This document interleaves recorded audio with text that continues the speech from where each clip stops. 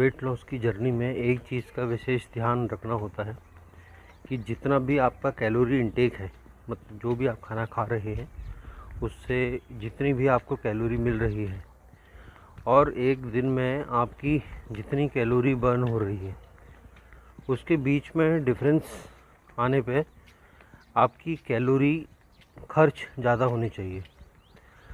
Normally अगर हम बात करते हैं एक ह्यूमन बीइंग के केस में, एक एडल्ट के केस में, तो लगभग 2400 कैलोरी उसको प्रतिदिन चाहिए होती है। तो अगर 2400 कैलोरी एक दिन की उसकी रिक्वायरमेंट है तो उसका जो कैलोरी इंटेक है, मतलब जो आपने खाना पीना खाना है, वो कुछ इस तरीके से प्लान होना चाहिए कि आप 2400 जो कैलोरी है उस कैलोरी के आसपास ही भोजन करें या उससे थोड़ा कम ही करें। तो उसमें क्या होगा कि जो भी आपने भोजन लिया उससे आपकी जो कैलोरी है वो तो बर्न हो जाएंगी। अब बॉडी को और कैलोरी की ज़रूरत होगी, तो बॉडी ऐसे केस में क्या करती है, आपके बॉडी में जो एक्सेसिव फैट डिपॉजिट होता है उस डिपॉजिट फैट को बॉडी बर्न करना शुरू कर देती है।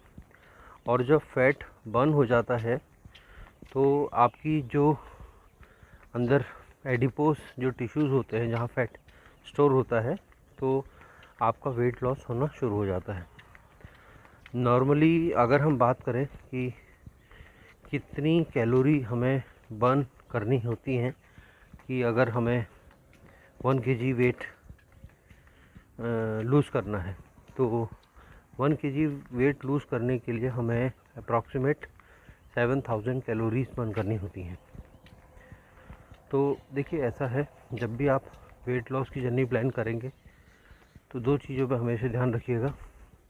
डाइट भर पेट खाइए, लेकिन ऐसा भोजन का सिलेक्शन करिए जिसमें कैलोरीज़ कम मिले आपको। पेट आपका भर जाए लेकिन कैलोरी आपको कम मिले।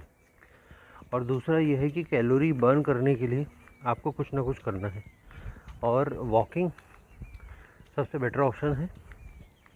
अगर आप एवरेज स्पीड से, साधारण स्पीड से आप चलते हैं और आप 1500 से 1800 कदम चलते हैं तो लगभग आपकी जो कैलोरी बर्न होती हैं वो 100 कैलोरी के आसपास बर्न होती हैं।